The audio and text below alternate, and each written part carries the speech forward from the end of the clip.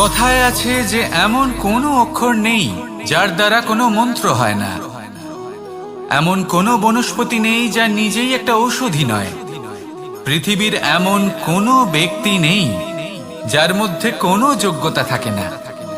শুধু প্রয়োজন হলো যে ব্যক্তিকে আমরা খুঁজে চলেছি তাকে সঠিকভাবে চিনে নেওয়া। যদি তার যোগ্যতা, তার বিশেষত্ব আমরা বুঝতেই না পারি, তাহলে আর লাভ কি রইল? এই সংসারে এমন অনেক ব্যক্তি রয়েছেন যারা ছোট ছোট অসফলতার কারণে আপনাকে এটা বলে দেবে যে আপনি কোনো কাজের নন, আপনি হলেন মূর্খ, আপনি কিছুই করতে পারবেন না। এইসব কথায় কখনোই বিশ্বাস করবেন না, কারণ আপনি এবং প্রত্যেকটি জীব এই পরমাত্মা এবং এই প্রকৃতির সৃষ্টি, যা অত্যন্ত বিশেষ। যদি আপনাকে উদাহরণ দিই তাহলে একদিকে আছে তরোয়াল, একটা বড় লম্বা তরোয়াল যার দ্বারা যুদ্ধ করা যায়, জয়লাভ করা যায়। আর অন্যদিকে রয়েছে একটা ছোট্ট সূচ, কিন্তু যে কাজ একটা ছোট্ট সূচ করতে পারে তা একটা তরোয়াল দ্বারা সম্ভব নয়। এর অর্থ হলো এটাই যে প্রত্যেকটা রচনা অত্যন্ত অমূল্য এবং অত্যন্ত বিশেষ হয়। তাহলে বিশ্বাস রাখুন যে আপনি অত্যন্ত বিশেষ একজন, আর প্রেমের সাথে বলুন রাধা রাধা। সুখ, দুঃখ এবং শক্তি, এই তিন হলো এই সংসারের ত্রিদেবের মতো। আমাদের জীবনে যা কিছু ঘটছে এই তিনটির ভিত্তির উপরেই হচ্ছে। আসলে এই সংসারের একটা নিয়ম আছে, যখনই আপনি কিছু লাভ করেন এই সংসার আপনার পরীক্ষা নেয়। এটা জানার জন্য আপনার পরীক্ষা নেয় যে আপনি যা কিছুই লাভ করেছেন আপনি কি আদৌ সেটার যোগ্য কিনা। ঠিক সেইভাবেই এই সুখ, দুঃখ এবং শক্তি আপনার পরীক্ষা নিয়ে থাকে। যখন সুখ আসে তখন সে আপনার পরীক্ষা নেয় যে আপনার মধ্যে অহংবোধ জাগ্রত হয়নি তো। যদি অহংবোধ চলে আসে তাহলে সুখ সেখানেই সঙ্গ ত্যাগ করে।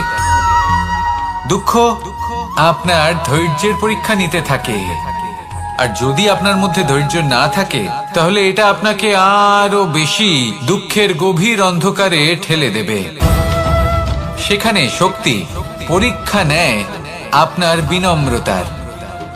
যদি আপনি বিনম্র না হন তাহলে হয় এই শক্তি আপনার সঙ্গ ত্যাগ করবে, নয় এই শক্তি বিনম্রতার অভাবে আপনার পতনের কারণ হতে পারে।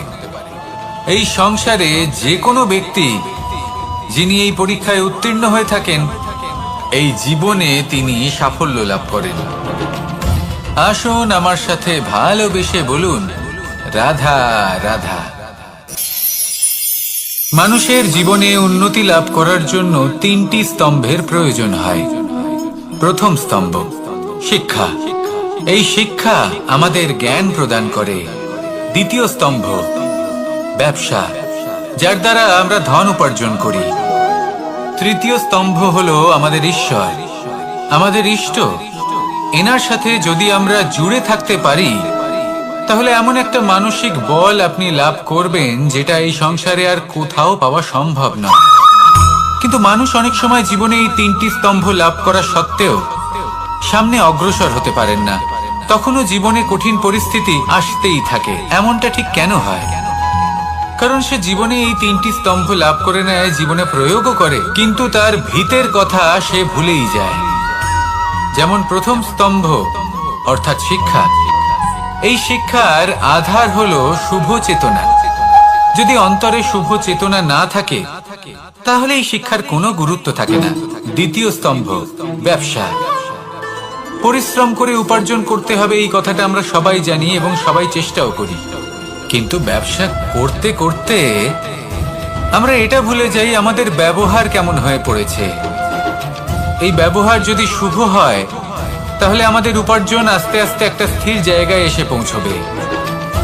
এবং তৃতীয় স্তম্ভ আমাদের ভগবান, যদি ওনার স্মরণে আপনি যেতে চান তাহলে তার পূর্বে নিজের মা বাবাকে সেবা করুন, তাদের যত্ন করুন, তাদেরকে ভালোবাসুন, কারণ ওনারাই হলেন এই সংসারে আপনার সব থেকে বড় ইষ্ট। তাহলে 3 স্তম্ভের সাথে সাথে তাদের আধারকেও নিজের জীবনে প্রাধান্য দিন। কোনো সমস্যা আসবে না, জীবনে একের পর এক উন্নতি করবেন এবং এই মন প্রসন্ন হয়ে বলবে রাধা রাধা। মানুষের এই সংসারে জীবনযাপন করার জন্য কিছু জিনিসের প্রয়োজন পড়ে। এমন কিছু আবেগ, এমন কিছু বস্তু আছে যেগুলো তার প্রয়োজন হয়, কিন্তু সব থেকে বেশি যে জিনিসটা তার প্রয়োজন হয় সেটা হলো সম্মানের। আমাদের ভালো লাগে যখন কেউ আমাদের সম্মান করে, আমরা কাউকে সম্মান করলে তারও সেটা ভালো লাগে। কিন্তু আপনি দেখবেন যে সংসারে বেশিরভাগ মানুষ দুটি মাপদণ্ডের ভিত্তিতে সম্মান করেন, হয় বয়স দেখে করেন বা উপার্জন দেখে, অর্থাৎ সেই ব্যক্তি কতটা উপার্জন করেন। এবার ভেবে দেখুন, এটা আবশ্যক নয় কারোর বয়স যদি বেশি হয় তার বুদ্ধিও ততটাই বেশি হবে। আবশ্যক এটাও নয় যে কোনো ব্যক্তি যদি অত্যন্ত ধনী হন বা তার মনও নির্মল হবে বা তিনি সৎকর্ম করবেন বা এমন কোনো কর্ম করবেন যাতে উনি সম্মান লাভ করতে পারেন। হতে পারে উনি ধনী কিন্তু দুশ্চরিত্র। সেই জন্য বয়স বা উপার্জন দেখে কোনো ব্যক্তিকে সম্মান করবেন না, কর্ম দেখুন। যদি গভীরভাবে ভেবে দেখেন তাহলে দেখবেন যদি কোনো মানুষ কোনো সৎকর্ম করেন তাহলে তার প্রতি হৃদয় থেকে সম্মান জাগ্রত হয়। এটাই হলো সেই সম্মান যা অর্জন করতে হবে। বয়স আজ আছে, কাল আরো বৃদ্ধি পাবে। উপার্জন আজ আছে, কাল সেটা কমে যেতেও পারে। কিন্তু যদি আপনি নিরন্তর শুভকর্ম করতে থাকেন তাহলে আপনি মৃত্যুর পরেও অমর হয়ে থাকবেন। আসুন আমার সাথে ভালোবেসে বলুন রাধা রাধা। ভয়ের সাথে আমরা সবাই পরিচিত, কষ্টও আমরা সবাই পেয়েছি। কখনো কখনো আমরা অসুস্থ হয়ে পড়ি, আর এমন সময় হলে মাতার মমতা, কখনো বাবার স্নেহ, কখনো বন্ধুদের পাশে থাকার অনুভূতি আমাদের রোগ নিরাময়ে সাহায্য করে। কখনো যদি আমরা নিরাশ হয়ে পড়ি, তখন যদি আমাদের কোনো আপনজন আমাদের দুটো ভালো কথা বলে তখন আমাদের মনোবল বেড়ে যায়। ঠিক তেমন সংসারের এই রঙ্গমঞ্চে যদি আপনি পীড়িত অনুভব করেন, কিছু শুভ কথা আলোচনা করুন, কিছু স্তুতি গান করুন, কিছু মুহূর্তের জন্য হলেও নিজের ইষ্টদেবের কথা স্মরণ করুন আর প্রার্থনা করুন। সাহস বাড়বে, শক্তিও বৃদ্ধি পাবে এবং সামনে এগিয়ে চলার পথও দেখতে পাবেন। তখন এই মন প্রসন্ন হয়ে বলবে রাধা রাধা। মানুষের জীবনে উন্নতি লাভ করার জন্য 3টি স্তম্ভের প্রয়োজন হয়। প্রথম স্তম্ভ শিক্ষা। এই শিক্ষা আমাদের জ্ঞান প্রদান করে। দ্বিতীয় স্তম্ভ ব্যবসা, যার দ্বারা আমরা ধন উপার্জন করি। তৃতীয় স্তম্ভ হলো আমাদের ঈশ্বর, আমাদের ইষ্ট। এনার সাথে যদি আমরা জুড়ে থাকতে পারি তাহলে এমন একটা মানসিক বল আপনি লাভ করবেন যেটা এই সংসারে আর কোথাও পাওয়া সম্ভব নয়। কিন্তু মানুষ অনেক সময় জীবনে এই 3টি স্তম্ভ লাভ করা সত্ত্বেও সামনে অগ্রসর হতে পারেন না। তখনও জীবনে কঠিন পরিস্থিতি আসতেই থাকে। এমনটা ঠিক কেন হয়? কারণ সে জীবনে এই 3টি স্তম্ভ লাভ করে নেয়, জীবনে প্রয়োগও করে, কিন্তু তার ভিতের কথা সে ভুলেই যায়। যেমন প্রথম স্তম্ভ অর্থাৎ শিক্ষা। এই শিক্ষার আধার হলো শুভ চেতনা। যদি অন্তরে শুভ চেতনা না থাকে তাহলে এই শিক্ষার কোনো গুরুত্ব থাকে না। দ্বিতীয় স্তম্ভ ব্যবসা। পরিশ্রম করে উপার্জন করতে হবে, এই কথাটা আমরা সবাই জানি এবং সবাই চেষ্টাও করি। কিন্তু ব্যবসা করতে করতে আমরা এটা ভুলে যাই আমাদের ব্যবহার কেমন হয়ে পড়েছে। এই ব্যবহার যদি শুভ হয় তাহলে আমাদের উপার্জন আস্তে আস্তে একটা স্থির জায়গায় এসে পৌঁছবে। এবং তৃতীয় স্তম্ভ আমাদের ভগবান। যদি ওনার স্মরণে আপনি যেতে চান তাহলে তার পূর্বে নিজের মা বাবাকে সেবা করুন, তাদের যত্ন করুন, তাদেরকে ভালোবাসুন, কারণ ওনারাই হলেন এই সংসারে আপনার সবথেকে বড় ইষ্ট। তাহলে 3 স্তম্ভের সাথে সাথে তাদের আধারকেও নিজের জীবনে প্রাধান্য দিন। কোনো সমস্যা আসবে না, জীবনে একের পর এক উন্নতি করবেন এবং এই মন প্রসন্ন হয়ে বলবে রাধা রাধা। সুখ, দুঃখ এবং শক্তি, এই তিন হলো এই সংসারের ত্রিদেবের মতো। আমাদের জীবনে যা কিছু ঘটছে এই তিনটির ভিত্তির উপরেই হচ্ছে। আসলে এই সংসারের একটা নিয়ম আছে, যখনই আপনি কিছু লাভ করেন এই সংসার আপনার পরীক্ষা নেয়। এটা জানার জন্য আপনার পরীক্ষা নেয় যে আপনি যা কিছুই লাভ করেছেন আপনি কি আদৌ সেটার যোগ্য কিনা। ঠিক সেইভাবেই এই সুখ, দুঃখ এবং শক্তি আপনার পরীক্ষা নিয়ে থাকে। যখন সুখ আসে তখন সে আপনার পরীক্ষা নেয় যে আপনার মধ্যে অহংবোধ জাগ্রত হয়নি তো। যদি অহংবোধ চলে আসে তাহলে সুখ সেখানেই সঙ্গ ত্যাগ করে।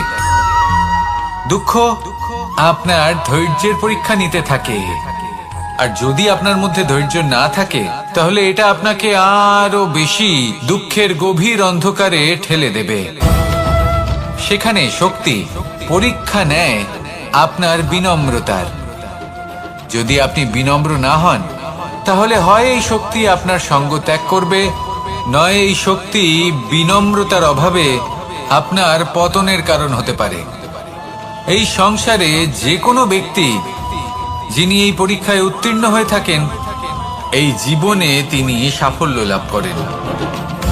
আসুন আমার সাথে ভালোবেসে বলুন, রাধা রাধা। ভয়ের সাথে আমরা সবাই পরিচিত, কষ্টও আমরা সবাই পেয়েছি। কখনো কখনো আমরা অসুস্থ হয়ে পড়ি, আর এমন সময় হলে মাতার মমতা, কখনো বাবার স্নেহ, কখনো বন্ধুদের পাশে থাকার অনুভূতি আমাদের রোগ নিরাময়ে সাহায্য করে। কখনো যদি আমরা নিরাশ হয়ে পড়ি, তখন যদি আমাদের কোনো আপনজন আমাদের দুটো ভালো কথা বলে তখন আমাদের মনোবল বেড়ে যায়। ঠিক তেমন সংসারের এই রঙ্গমঞ্চে যদি আপনি পীড়িত অনুভব করেন, কিছু শুভ কথা আলোচনা করুন, কিছু স্তুতি গান করুন, কিছু মুহূর্তের জন্য হলেও নিজের ইষ্টদেবের কথা স্মরণ করুন আর প্রার্থনা করুন। সাহস বাড়বে, শক্তিও বৃদ্ধি পাবে এবং সামনে এগিয়ে চলার পথও দেখতে পাবেন। তখন এই মন প্রসন্ন হয়ে বলবে, রাধা রাধা। এই সংসারে কখনো কোনো ব্যক্তিকে তার বাইরের পোশাক দেখে বিচার করার চেষ্টা করবেন না, এটা খুব বড় ভুল করবেন।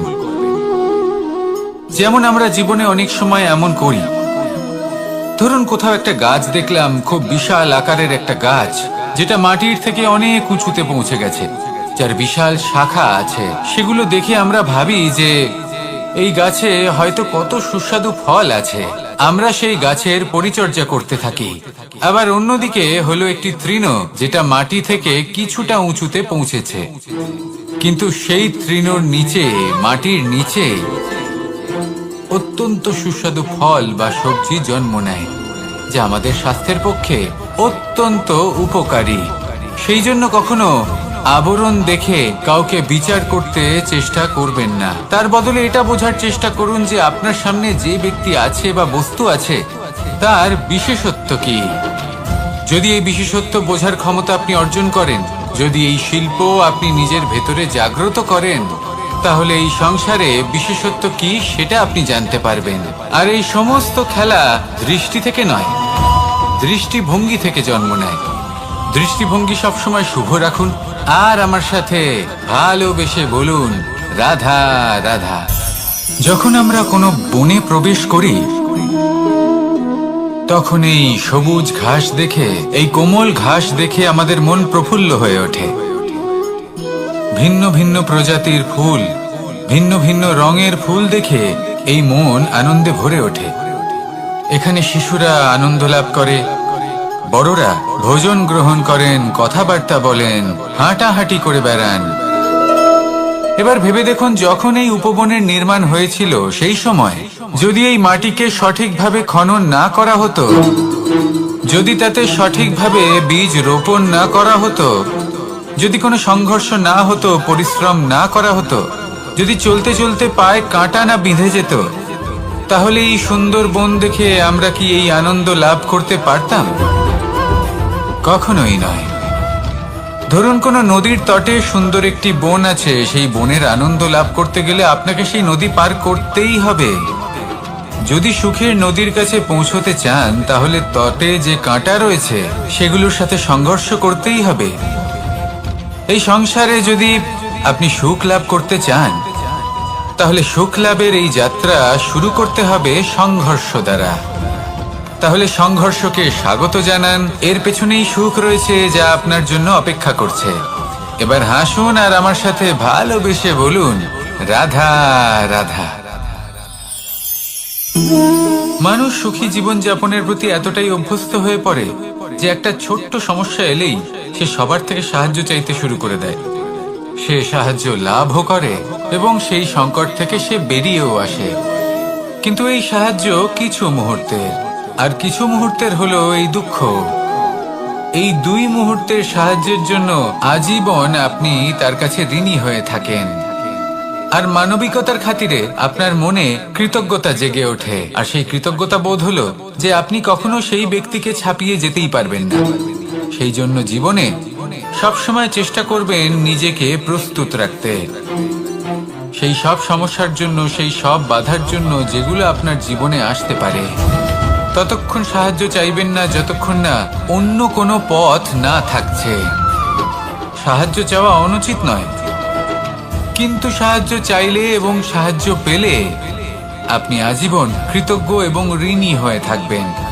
আর তারপর একদিন আপনি পরিবর্তন দেখতে পাবেন যে কিভাবে আপনি ছোট ছোট সমস্যার জন্য সাহায্য না চেয়ে বড় বড় সমস্যার সম্মুখীন হতে প্রস্তুত হয়ে গেছেন।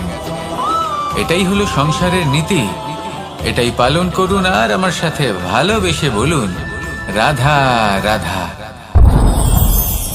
আপনি কখনো কাউকে পর্বতে আরোহণ করতে দেখেছেন?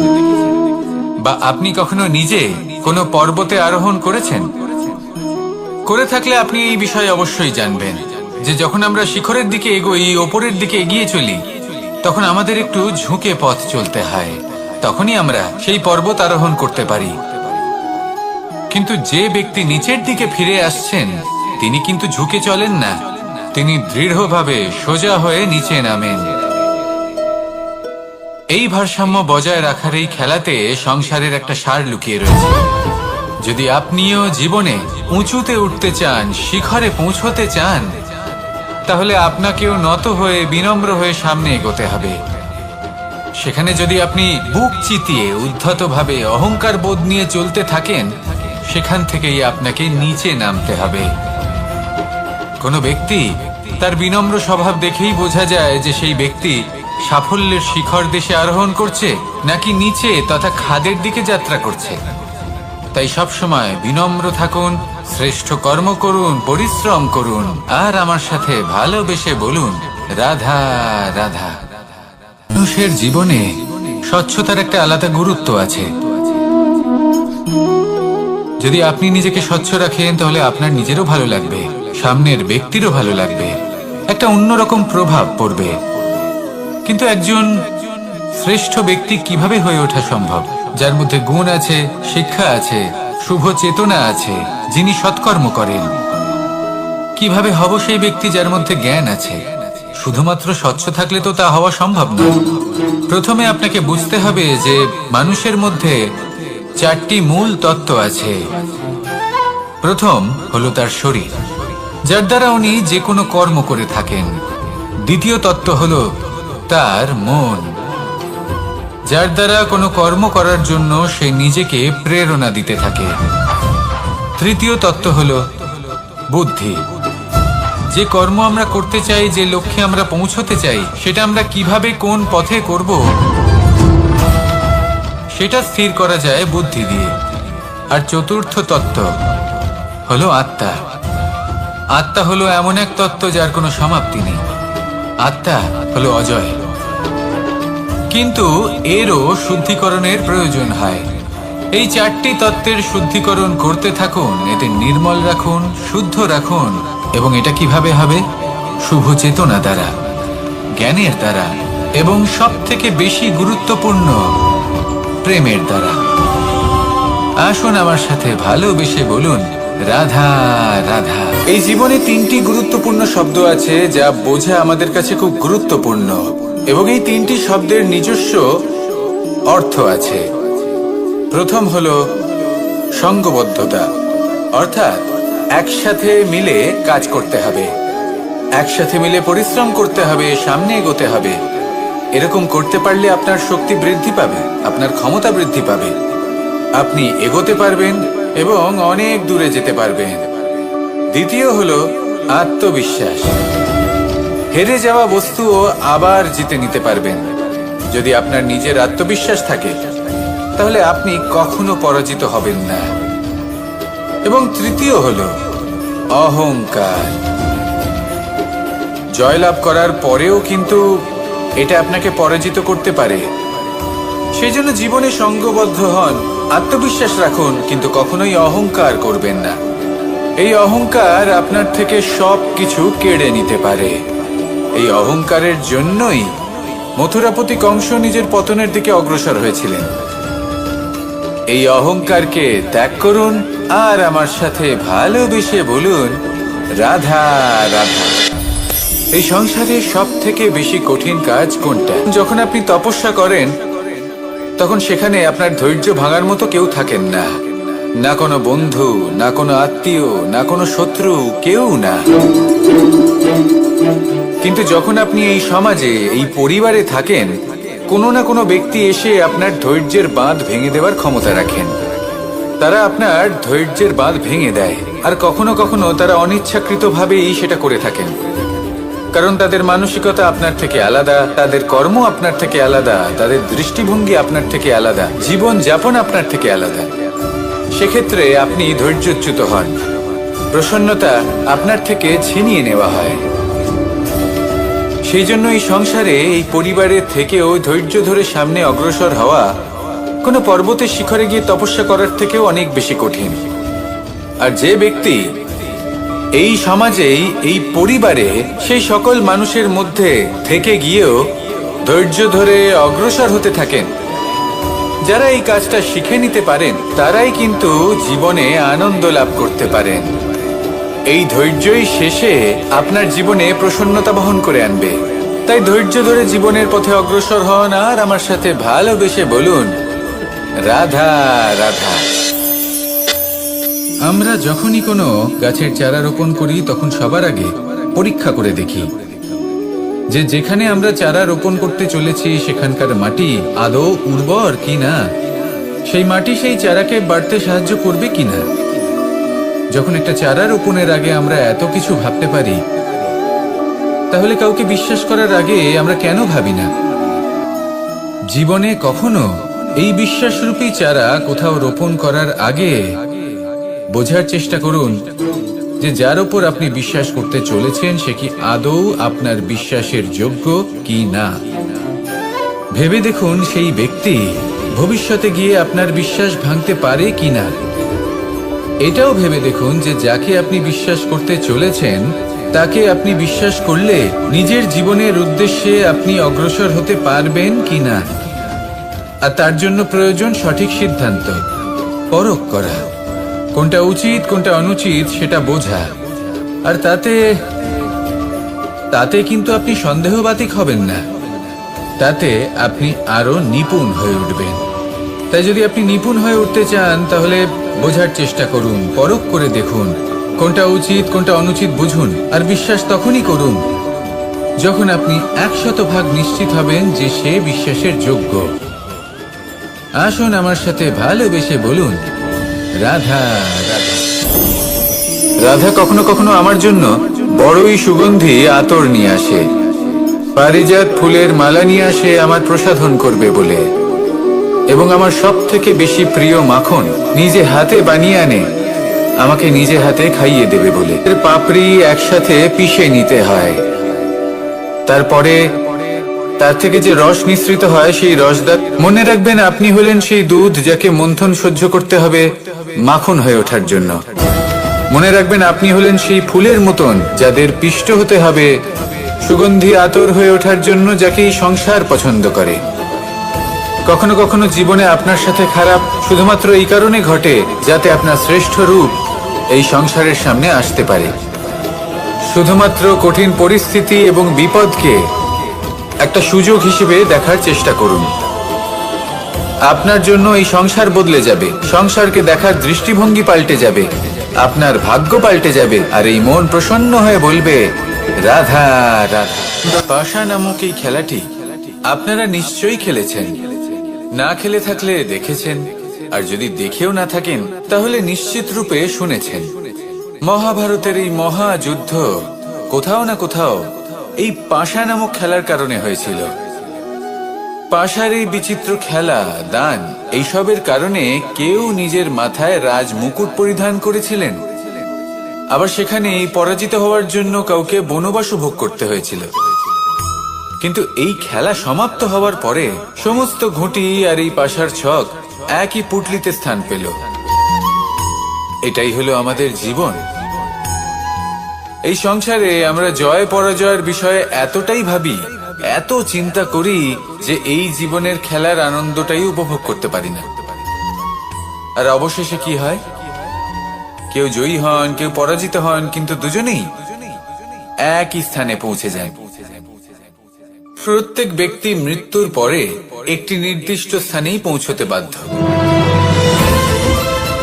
কিন্তু ততক্ষণ এই জীবন, এই খেলা, তার আনন্দ উপভোগ করুন।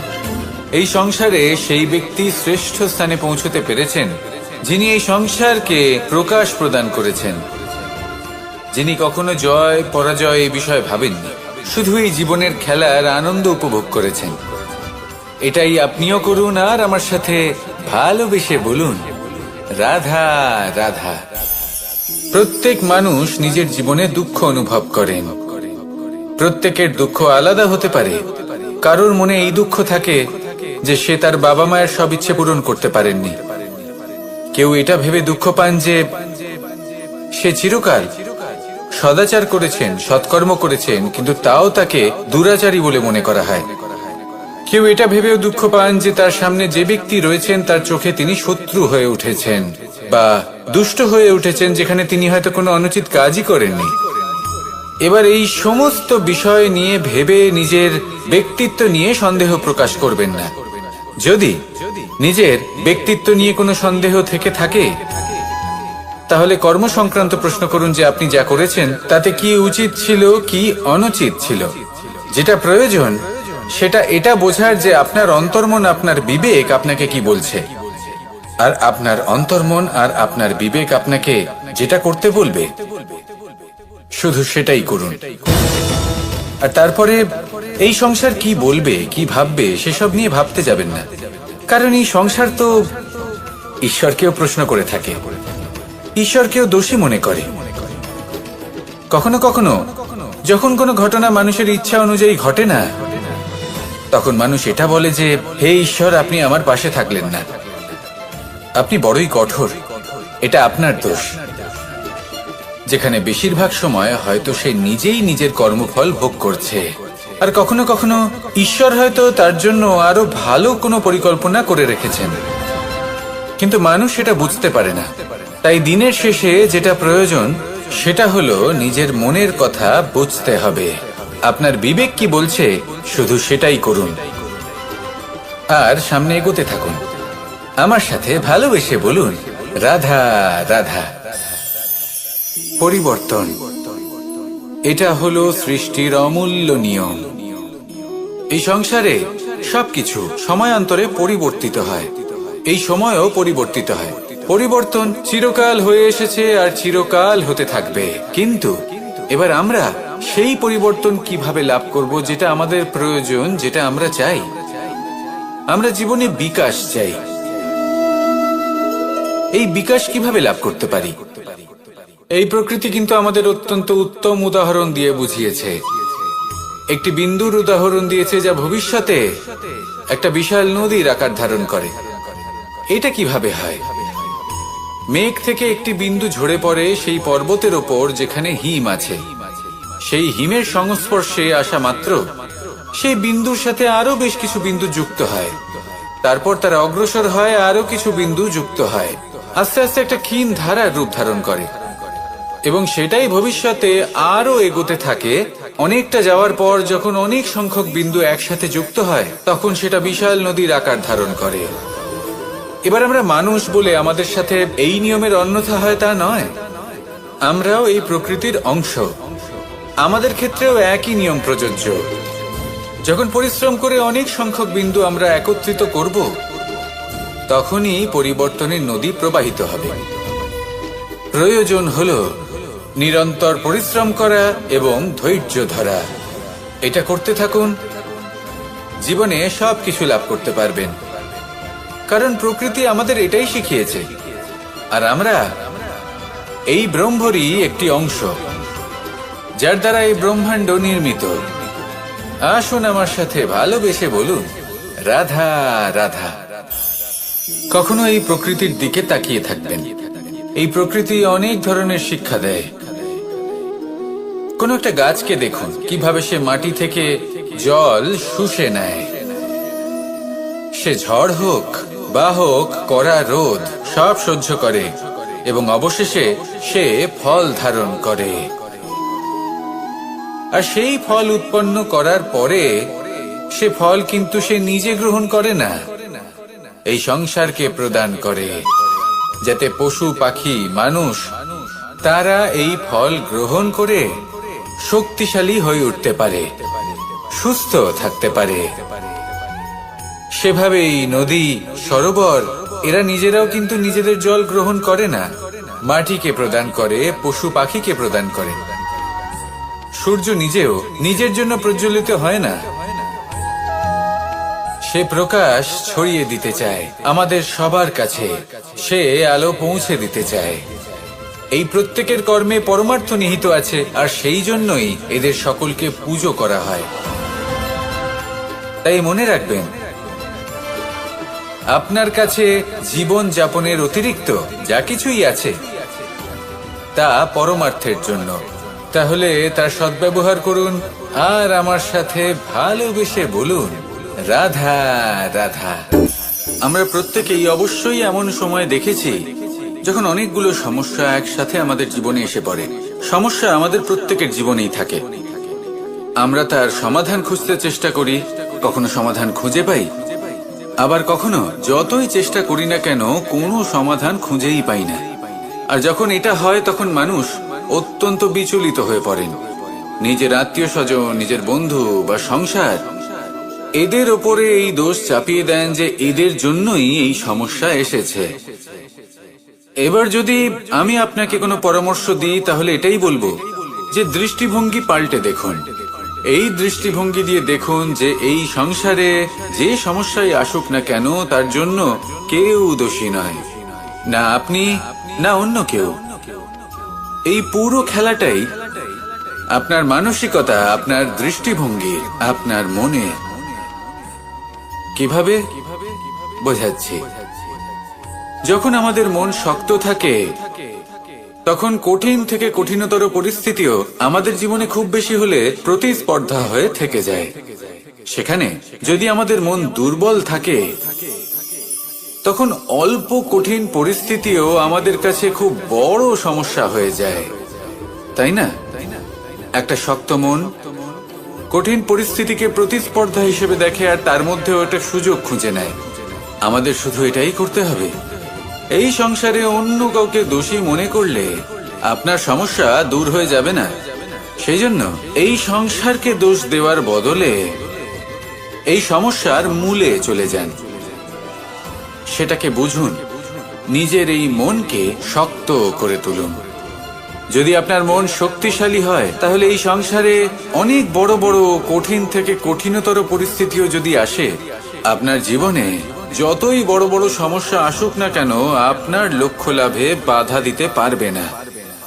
আসুন আমার সাথে ভালোবেসে বলুন, রাধা রাধা। আমরা সবাই পাথর দেখেছি, পর্বতও দেখেছি, শুকনো পাতাও দেখেছি, শ্যামল বনানীও দেখেছি। কখনো ভেবেছেন পাথরের অস্তিত্ব কিন্তু ততক্ষণ পর্যন্ত যতক্ষণ সে পর্বতের গায়ে আটকে থাকে। যখন সেই পর্বত থেকে সেই পাথর ভিন্ন হয়ে যায় ও নিজের অস্তিত্ব হারিয়ে ফেলে।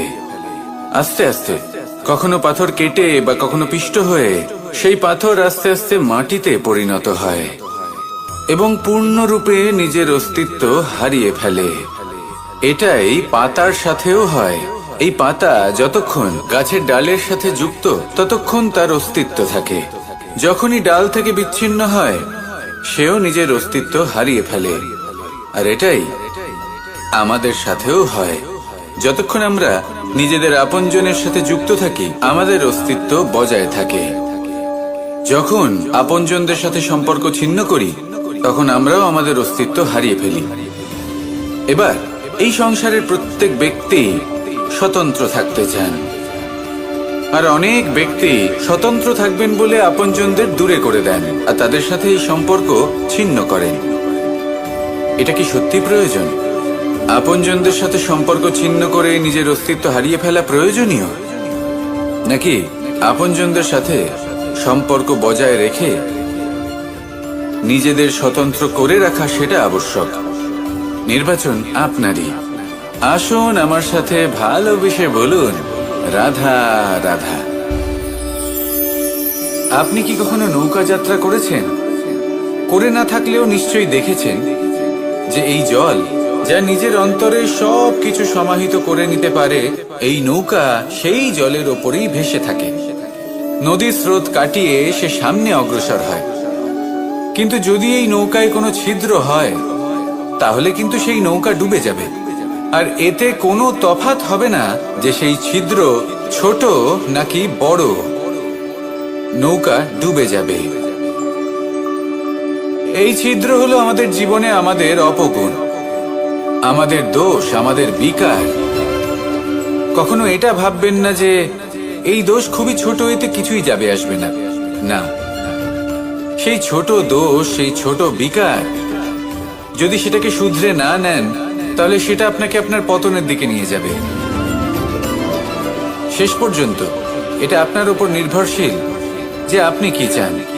আপনার জীবনের এই নৌকা এভাবেই ডুবে যেতে দেখবেন, নাকি নিজেকে শুধরে নিয়ে সেই নৌকার সেই ছিদ্রটাকে ভরিয়ে তুলতে চাইবেন? নির্বাচন আপনার। আসুন আমার সাথে ভালোবেসে বলুন, রাধা রাধা। জল, জলই পৃথিবীতে বেঁচে থাকার জন্য আবশ্যক তো বটেই, কিন্তু এই জল আমাদের একটা অত্যন্ত গুরুত্বপূর্ণ শিক্ষা প্রদান করে। কখনো এই জলকে দেখেছেন? যে পরিস্থিতিতেই এই জল প্রবাহিত হোক না কেন, এর উপর যা কিছুই প্রভাব থাকুক না কেন, এর পথে যতই বাধা আসুক না কেন, তার মধ্যে থেকে ও নিজের পথ ঠিক বের করে নেয়, কিন্তু নিজের প্রবাহ থামতে দেয় না, ক্রমাগত অগ্রসর হতে থাকে। সেরকমই একটা শিক্ষা যেটা আমরা জল থেকে পেয়ে থাকি তা হলো এটা, আমরা যখন জলের দিকে তাকাই তখন আমরা নিজের প্রতিবিম্ব দেখি, স্পষ্টভাবে দেখতে পাই। কিন্তু তখনই দেখতে পাই যখন এই জল শান্ত থাকে, স্থির থাকে। যদি এই জল অশান্ত হয়ে থাকে, স্থির না হয়, তাহলে আমরা এতে নিজের প্রতিবিম্ব দেখতে পাই না। এটাই আমাদের মনের সাথেও হয়ে থাকে। যখনই জীবনে কোনো সংকট,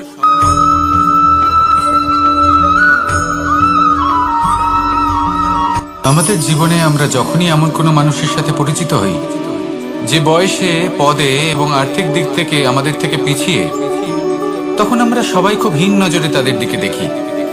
মনেই করি না যে সেই ব্যক্তির নিজস্ব একটা অস্তিত্ব রয়েছে, তার নিজেরও একটা মাহাত্ম্য রয়েছে। আমাদের মনেই হয় না যে আমাদের সামনে দাঁড়িয়ে থাকার যোগ্যতা আছে তাদের।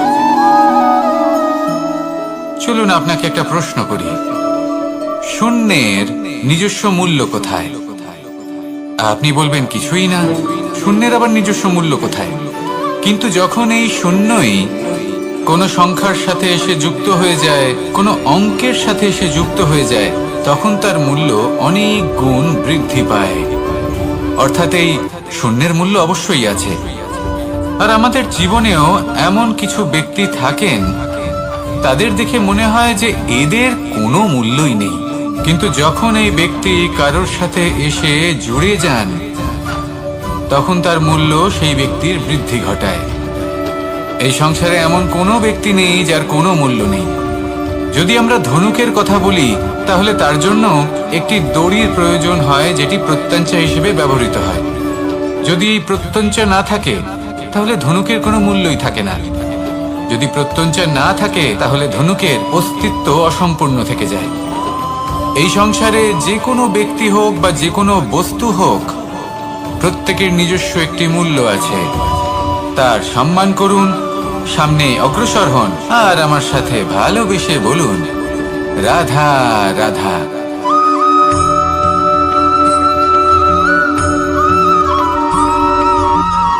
কেউ বলে জীবন খুব ক্ষণস্থায়ী, কেউ বলে জীবন হলো একটা সুন্দর স্বপ্নের মতো, আবার কেউ বলবে জীবন হলো এক কঠোর সত্য। কিন্তু জীবন আসলে কি? জীবন হলো আপনারই প্রতিবিম্ব, একটা দর্পণ। অর্থাৎ আপনি জীবনকে সেইভাবেই পাবেন যেরকম আপনি নিজেকে প্রতিপন্ন করবেন। যদি আপনি দর্পণের দিকে তাকিয়ে হাসেন, তাহলে আপনি সামনে হাসি মুখী দেখতে পাবেন। এবার যদি আপনি গম্ভীর হয়ে থাকেন, তাহলে আপনি একজন রুষ্ট ব্যক্তি দেখতে পাবেন। শেষে সবথেকে বেশি গুরুত্বপূর্ণ হলো আপনার চেষ্টা। আপনাকে সবসময় চেষ্টা করতে হবে যাতে আপনি নিজেকে প্রসন্ন এবং ইতিবাচক মনোভাবে রাখেন। এটা হলো আপনারই উত্তরদায়িত্ব, তাকে পালন করুন। এই মনকে প্রসন্ন রাখুন, এই সংসারকে সুন্দর বলে মনে হবে। আর এই মন প্রসন্ন হয়ে বলবে, রাধা রাধা।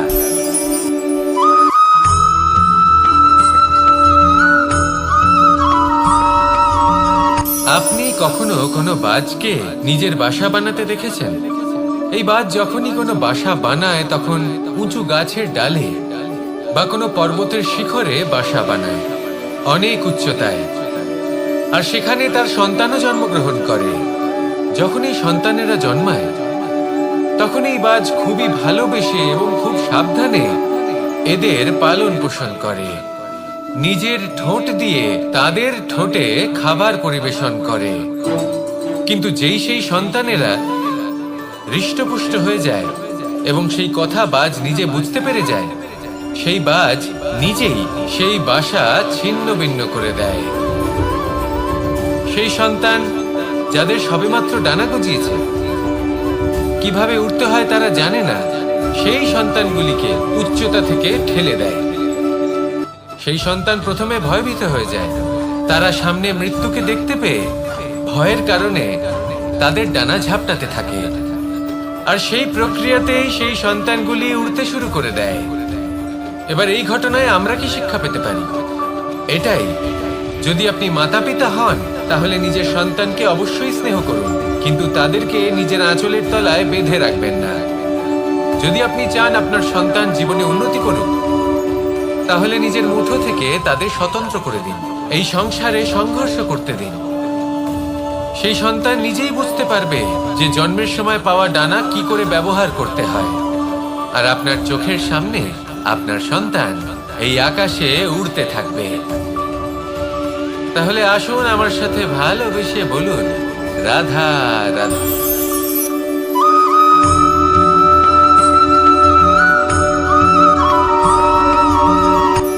এই সংসারে সাফল্য লাভ করার জন্য জ্ঞানের প্রয়োজন হয়, পরিশ্রমের প্রয়োজন হয়, দৃঢ় নিষ্ঠার প্রয়োজন হয়, নিরন্তর চেষ্টা করা প্রয়োজনীয়। কিন্তু আরো কিছু আছে যা অত্যন্ত প্রয়োজনীয় এবং গুরুত্বপূর্ণ।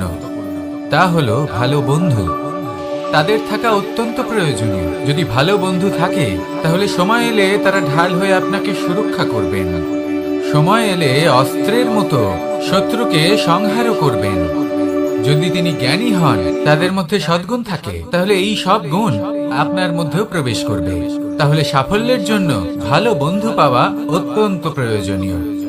কিন্তু শুধু বন্ধু কেন, ভালো শত্রুও থাকা প্রয়োজনীয়। এবার আপনি ভাববেন, আমি কি বললাম? যদি আপনার জীবনেও ভালো অর্থাৎ শক্তিশালী শত্রু থাকে, তাহলে আপনিও শক্তিশালী হতে থাকবেন। এই শত্রু আপনাকে প্রেরিত করবে আরো বেশি শক্তিশালী হয়ে ওঠার। কখনো কোনো হরিণকে দেখুন, তীব্র গতিতে দৌড়তে থাকে। কেন তীব্র গতিতে দৌড়য়? এই কারণে নয় যে কোথাও তার জন্য মধুর ঘাস অপেক্ষা করে রয়েছে, না। সে এই কারণে তীব্র গতিতে দৌড়য় কারণ সেটা না করলে তার পেছনে একটি সিংহ আছে যে ওকে নিজের ভোজন করে ফেলবে। তাই জীবনে বিপদ, সংকট এই সবকিছুও হলো অত্যন্ত গুরুত্বপূর্ণ। তার সম্মুখীন হতে শিখুন আর আমার সাথে ভালোবেসে বলুন, রাধা রাধা।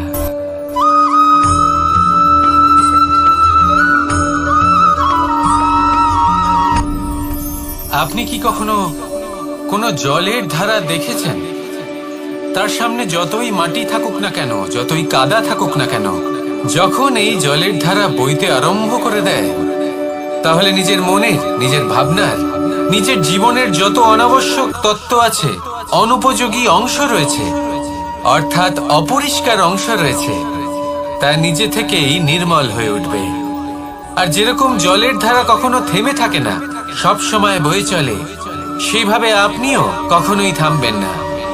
সবসময় বয়ে চলুন, এগোতে থাকুন। পথে যদি অনেক বিপদ আসে, সমস্যা আসে, থামবেন না, তার উপর নিরন্তর প্রহার করুন, নিরন্তর প্রয়াস করুন আর অগ্রসর হন। আপনি ভেবে দেখুন, এই জলের ধারা কখনো থেমে থাকে না, সবসময় বয়ে চলে, বিপদের সম্মুখীন হয়ে তাকে সাথে বয়ে নিয়ে চলে। সেই জন্য জলের ধারা, প্রবাহমান এই ধারা, এর থেকে কখনো দুর্গন্ধ আসে না, এতে কখনো ময়লা জমতে পারে না, বরং পালিত হয় সুন্দর প্রাণবন্ত জীবজন্তু, যেমন সুন্দর ছোট মাছ।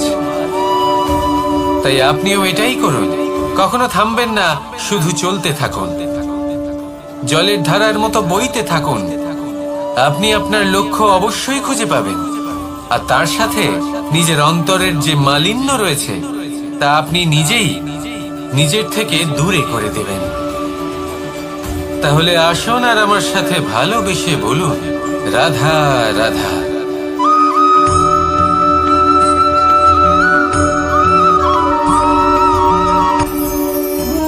ভোজন। এবার ভোজন সংগ্রহ করার জন্য মানুষ কি না করেন, সব সময় চেষ্টা করতে থাকেন, ফসল উৎপাদনের জন্য অনেক পরিশ্রম করতে থাকেন, কিন্তু অনেক সময় অনেক পরিশ্রম করার পরেও ফসল ভালো উৎপাদন হয় না। এর কারণ কি? কারণ হলো এটাই যে আপনি পরিশ্রম হয়তো অনেক করেছেন, কিন্তু আপনার নজর তো সেই বীজের দিকে ছিলই না যে আপনি রোপণ করেছেন। সেই জন্য সব সময় কোনো বীজ রোপণ করার আগে তাকে পরখ করে দেখুন, তা অত্যন্ত আবশ্যক। আর সেইভাবেই যখনই কোনো কর্মের প্রশ্ন আসে, তাহলে সেখানে শুধুমাত্র পরিশ্রম যথেষ্ট নয়, সেই কাজের প্রতি আপনার কর্তব্য কি, আপনার উদ্দেশ্য কি, সেটা জানা হলো অত্যন্ত গুরুত্বপূর্ণ। তাই কর্ম করুন, কিন্তু সেই কর্মের প্রতি আপনার যা উদ্দেশ্য তার মাহাত্ম্য বুঝতে চেষ্টা করুন। তাহলে আসুন আমার সাথে ভালোবেসে বলুন, রাধা রাধা।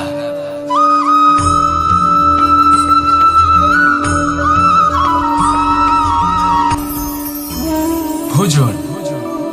এবার ভোজন সংগ্রহ করার জন্য মানুষ কি না করেন, সব সময় চেষ্টা করতে থাকেন, ফসল উৎপাদনের জন্য অনেক পরিশ্রম করতে থাকেন, কিন্তু অনেক সময় অনেক পরিশ্রম করার পরেও ফসল ভালো উৎপাদন হয় না। এর কারণ কি? কারণ হলো এটাই যে আপনি পরিশ্রম হয়তো অনেক করেছেন, কিন্তু আপনার নজর তো সেই বীজের দিকে ছিলই না যে আপনি রোপণ করেছেন। সেই জন্য সব সময় কোনো বীজ রোপণ করার আগে তাকে পরখ করে দেখুন, তা অত্যন্ত আবশ্যক। আর সেইভাবেই যখনই কোনো কর্মের প্রশ্ন আসে, তাহলে সেখানে শুধুমাত্র পরিশ্রম যথেষ্ট নয়, সেই কাজের প্রতি আপনার কর্তব্য কি, আপনার উদ্দেশ্য কি, সেটা জানা হলো অত্যন্ত গুরুত্বপূর্ণ। তাই কর্ম করুন, কিন্তু সেই কর্মের প্রতি আপনার যা উদ্দেশ্য তার মাহাত্ম্য বুঝতে চেষ্টা করুন। তাহলে আসুন আমার সাথে ভালোবেসে বলুন, রাধা রাধা।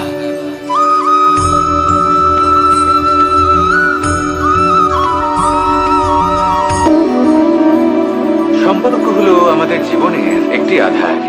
কিছু সম্পর্ক এমন যে আমরা জন্মসূত্রে লাভ করি, যেমন পরিবার, মা বাবা। কিছু সম্পর্ক আছে যে আমরা জীবনে অর্জন করে থাকি, তা সে প্রেমের হোক, স্নেহের হোক বা বন্ধুত্বের। এই সকল সম্পর্ক লাভ করার বা গড়ে তোলার 5টি ধাপ রয়েছে।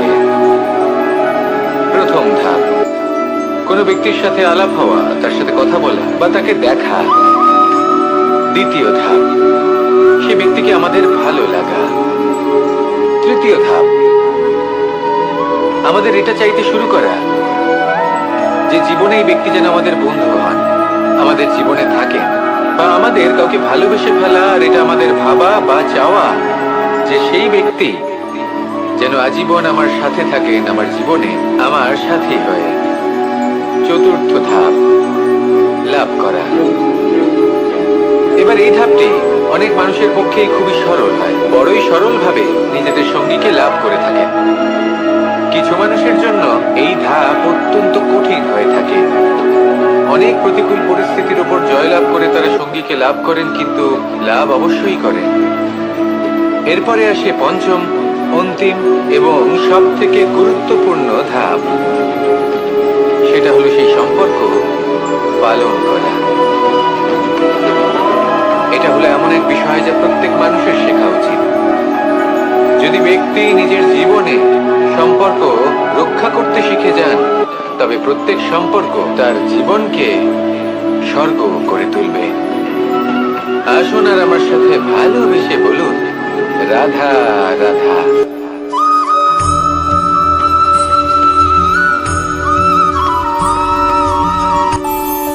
আমাদের মনে যখন কোনো প্রশ্ন ওঠে, কোনো দ্বন্দ্ব জাগে, তখন আমরা যাই আমাদের গুরুর কাছে, আমাদের আরাধ্যের কাছে গিয়ে জিজ্ঞেস করি। এইভাবেই একদিন আমি পৌঁছলাম আমার আরাধ্যের কাছে, আমার মহাদেবের কাছে, আর ওনাকে প্রশ্ন করলাম যে মহাদেব, জীবনে আনন্দ পাওয়ার, উৎসব পালনের, প্রেম ভাগ করে নেবার, জীবনকে উপভোগ করে নেওয়ার সর্বশ্রেষ্ঠ সময় কোনটা?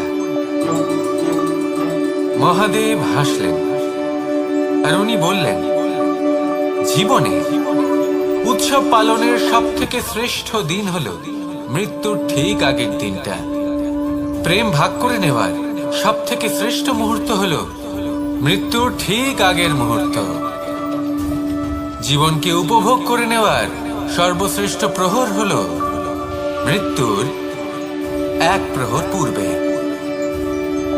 তখন আমি চমকে গেলাম। আমি বললাম, কিন্তু মহাদেব, মৃত্যু তো অনিশ্চিত, আমরা জানিও না কবে আমাদের মৃত্যু হবে। মহাদেব আবার হাসলেন। উনি বললেন যে যদি আমরা এভাবে জীবন কাটাই যে আমরা জীবনের প্রত্যেক দিন, প্রত্যেক মুহূর্ত, প্রত্যেক প্রহর শেষ বলে মনে করি, তাহলে আমাদের সমস্ত জীবন আনন্দের সাথেই অতিবাহিত হবে। কি বলেন?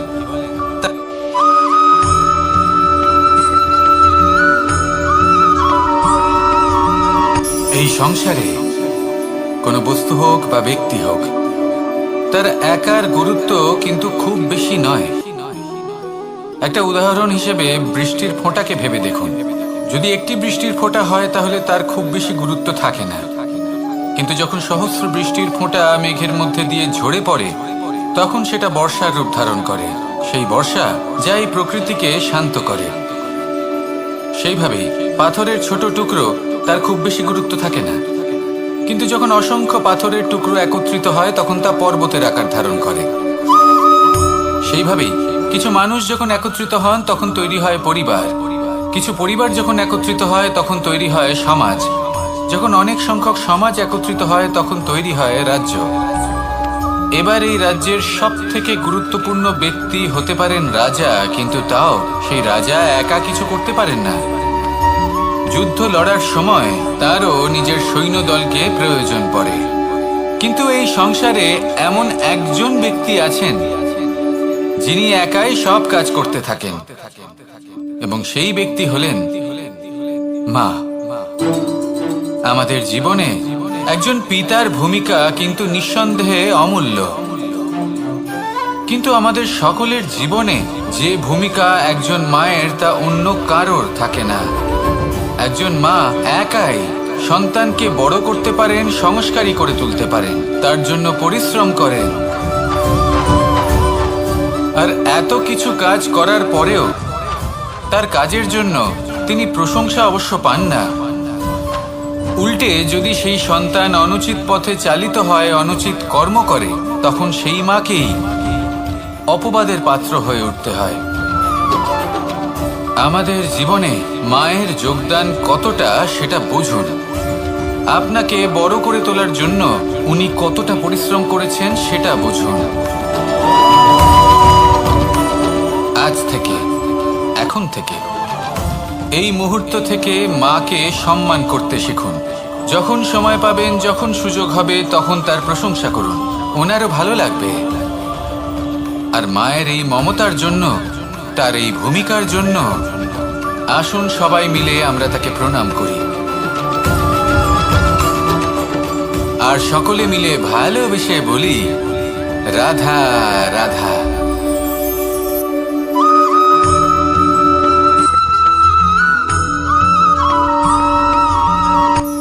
এই সংসারে সাফল্য লাভ করার জন্য জ্ঞানের প্রয়োজন হয়, পরিশ্রমের প্রয়োজন হয়, দৃঢ় নিষ্ঠার প্রয়োজন হয়, নিরন্তর চেষ্টা করা প্রয়োজনীয়। কিন্তু আরো কিছু আছে যা অত্যন্ত প্রয়োজনীয় এবং গুরুত্বপূর্ণ। তা হলো ভালো বন্ধু। তাদের থাকা অত্যন্ত প্রয়োজনীয়। যদি ভালো বন্ধু থাকে, তাহলে সময় এলে তারা ঢাল হয়ে আপনাকে সুরক্ষা করবেন। সময় এলে অস্ত্রের মতো শত্রুকে সংহারও করবেন। যদি তিনি জ্ঞানী হন, তাদের মধ্যে সদ্গুণ থাকে, তাহলে এই সব গুণ আপনার মধ্যেও প্রবেশ করবে। তাহলে সাফল্যের জন্য ভালো বন্ধু পাওয়া অত্যন্ত প্রয়োজনীয়। কিন্তু শুধু বন্ধু কেন, ভালো শত্রুও থাকা প্রয়োজনীয়। এবার আপনি ভাববেন, আমি কি বললাম? যদি আপনার জীবনেও ভালো অর্থাৎ শক্তিশালী শত্রু থাকে, তাহলে আপনিও শক্তিশালী হতে থাকবেন। এই শত্রু আপনাকে প্রেরিত করবে আরো বেশি শক্তিশালী হয়ে ওঠার। কখনো কোনো হরিণকে দেখুন, তীব্র গতিতে দৌড়তে থাকে। কেন তীব্র গতিতে দৌড়য়? এই কারণে নয় যে কোথাও তার জন্য মধুর ঘাস অপেক্ষা করে রয়েছে, না। সে এই কারণে তীব্র গতিতে দৌড়য় কারণ সেটা না করলে তার পেছনে একটি সিংহ আছে যে ওকে নিজের ভোজন করে ফেলবে। তাই জীবনে বিপদ, সংকট, এই সবকিছুও হলো অত্যন্ত গুরুত্বপূর্ণ। তার সম্মুখীন হতে শিখুন, আর আমার সাথে ভালোবেসে বলুন, রাধা রাধা।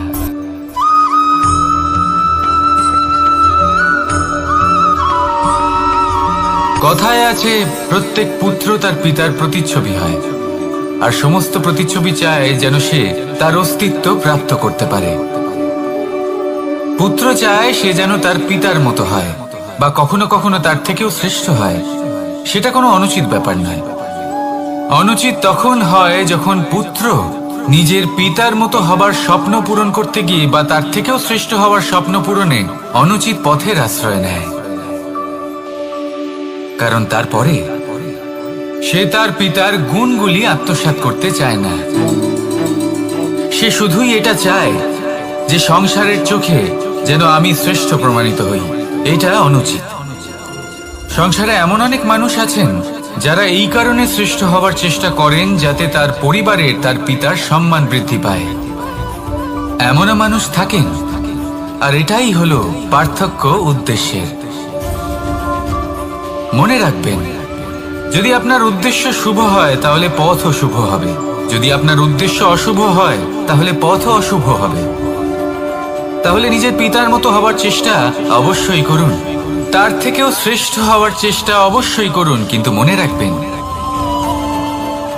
আপনার সংকল্প আর আপনার উদ্দেশ্য এই দুই শুভ হওয়া উচিত।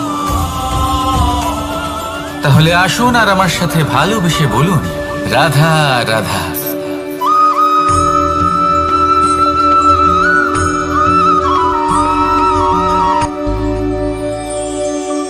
শিশিরের বিন্দু পাতার ওপর পড়ে আর তার গায়ে লেগে থাকে। পাতা তাকে শুষে নিতে পারে না, আর শেষ পর্যন্ত সে ঝরে পড়ে যায়। অন্যদিকে রয়েছে মেঘ এবং চাতক। এদের মধ্যে অনেক দূরত্ব থাকে। মেঘ থাকে আকাশে আর চাতক থাকে ধরিত্রীতে। কিন্তু যখন এই মেঘ থেকে বৃষ্টি ঝরে পড়ে, এই চাতক কিন্তু সেই জলই পান করে, নয়তো সে তৃষ্ণার্ত থেকে যায়। এবার অন্যদিকে দেখলাম শিশির বিন্দু আর পাতার এই সম্পর্ক। এরা খুব কাছাকাছি থাকে, ঘনিষ্ঠও থাকে। অন্যদিকে রয়েছে মেঘ এবং চাতকের সম্পর্ক, যাদের মধ্যে অনেক দূরত্ব থাকা সত্ত্বেও তারা খুব ঘনিষ্ঠ, তাই না? এই সারমর্ম খুব সরল। এই নৈকট্য, এই দূরত্ব, তা আপনার সম্পর্কে প্রভাব কিছুতেই ফেলতে পারে না। এই নৈকট্য, এই দূরত্ব, এইসব হলো শুধুমাত্র মনের ব্যাপার। কখনো আপনি অনুভব করেছেন আপনি কারোর থেকে অনেক অনেক দূরে আছেন, অনেক দূরে আছেন, তাও সেই ব্যক্তির প্রতি আপনি টান অনুভব করেন। সেখানে আপনি কারোর সাথে প্রত্যেক দিন অতিবাহিত করেন, সমস্ত জীবন অতিবাহিত করেন, সব থেকে বেশি সময় তার সাথে অতিবাহিত করেন, তাও তার প্রতি সেই টান অনুভব করেন না। এই সংকেত হলো মনের দূরত্বের। তাহলে মনের এই দূরত্ব দূর করুন আর আমার সাথে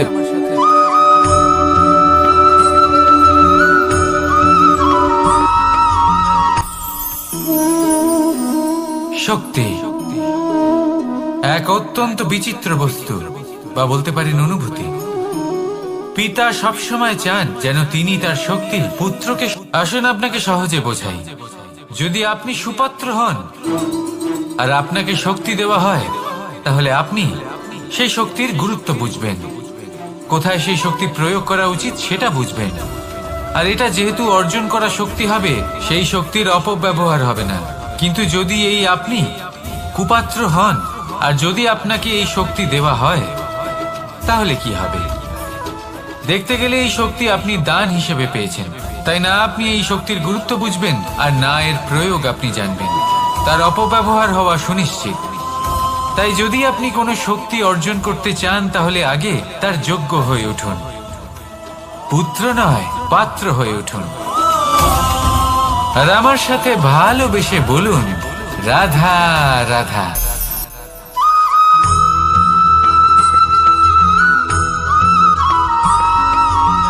ভালো, শুধু ওনাদের কঠোর ব্যবহার দেখলে আমরা একটু ভয় পেয়ে যাই।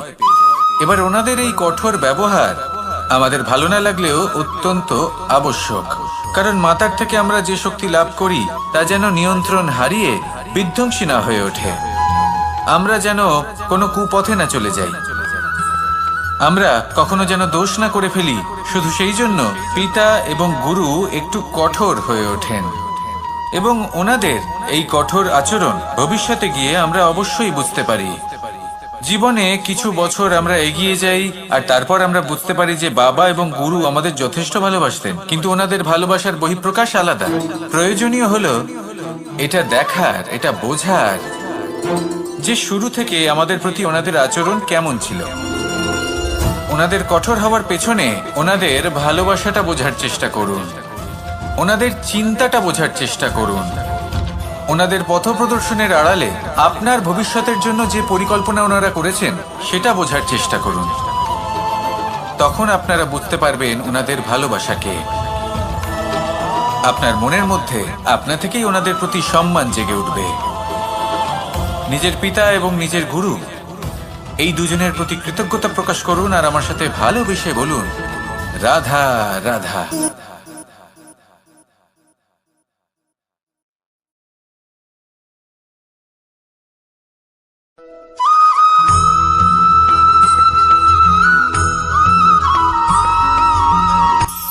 কখনো কোনো বাগানের কোনো বৃক্ষকে দেখেছেন যেখানে সুগন্ধি ফুল থাকে, রসালো ফল থাকে? তখন মন প্রফুল্ল হয়ে ওঠে, মন থেকে সেই বৃক্ষের প্রতি ভালোবাসা জন্মায়। কিন্তু যিনি বাগানের মালিক, শুধুমাত্র তিনিই জানেন যে কিভাবে এই বৃক্ষকে আগলে রাখতে হয়, কিভাবে তার পরিচর্যা করলে এতে সুন্দর সুগন্ধি ফুল হবে, রসালো ফল হবে। কখনো কখনো প্রয়োজনের থেকে বেশি রোদ পেলে এই বৃক্ষগুলি শুকিয়ে যায়, প্রয়োজনের থেকে কম রোদ পেলেও এই বৃক্ষ কিন্তু শুকিয়ে যায়। প্রয়োজনের থেকে কম জল যদি পায়, এই বৃক্ষ শুকিয়ে যেতে পারে। প্রয়োজনের থেকে অতিরিক্ত জল যদি পায়, তখনও এই বৃক্ষের শিকড়গুলি নষ্ট হয়ে যেতে পারে। এবার এটাই কিন্তু আমাদের সংসারের সাথেও হয়। আমাদের সংসারের সকল প্রতিভাশালী ব্যক্তি, যেমন লেখক, বিচারক, প্রবক্তা, যোদ্ধা, এদের সবার ক্ষেত্রে এই কথাটাই প্রযোজ্য। যদি বেশি প্রশংসা করা হয় তাহলেও এরা হারিয়ে যাবেন। প্রয়োজনের থেকে বেশি যদি নিন্দা করা হয় তখনও তারা নত হয়ে পড়বেন।